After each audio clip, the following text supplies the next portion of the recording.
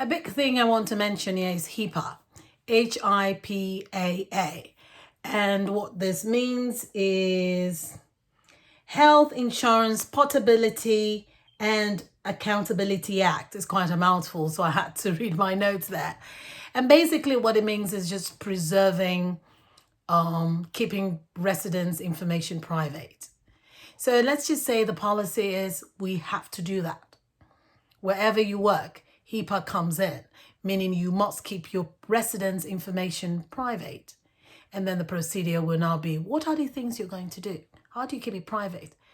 Well, for one thing, you're not going to be discussing your resident outside the facility.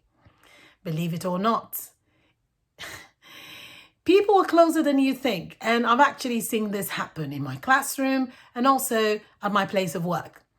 Somebody knows somebody's uncle, somebody's auntie, somebody's best friend's husband, somebody's cousin, somebody's hairdresser or dog groomer. I know it might sound funny, but these things actually happen. You might go in the elevator and you're talking about someone and the third person in the elevator is their uncle.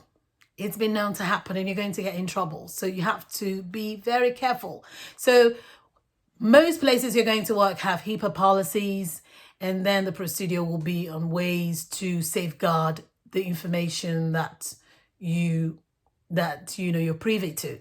So things like keeping, your charting safeguarded with password protected signing points, also turning your computers away, not leaving information in the nursing station, things like this, so those are the procedures, and these are examples of the policies and procedures. Now, I'm mentioning these things because, again, in your book, they're kind of emboldened, meaning take note of them, know what they mean, and also know why they are in place. Big things: professionalism and personal things. A lot of nursing assistants struggle with this. The resident is not your friend. You need to understand that. You have to always maintain a professional behavior, no matter how close you think you are. There is a thin line between being professional and being personal. Sometimes you get so involved with your patient, you care for them, they tell you stories about their personal lives, you cannot reciprocate. You can't do it. Then you're crossing the line. I know you care for them.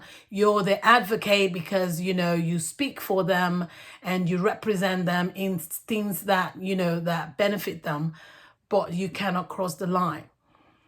Be professional. What is being professional? What does it mean? There's certain ways you have to behave at work.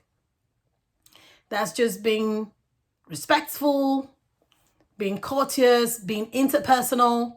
Those are things you're going to see in your skill book. You're also going to see in your textbook. You have to always be professional.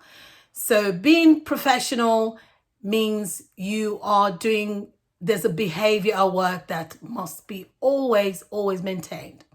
And personal are things that relate to family, to children, to partners, spouses. You can't not reciprocate by discussing your personal life. And no matter what personal information they give you, you certainly cannot use it against them. Certainly not. That's criminal. And you cannot share it outside that person's purview or presence. You can't do that. So those are things you need to be aware of. You have to be very, very careful of those things. And questions like this will be asked of you. Okay, so being professional and also being personable. Being personable means you're just respectful. You show them regard, and you're friendly, you're kind, you're compassionate. So that's not the same thing as being personal. Okay, so I just wanted to point that out.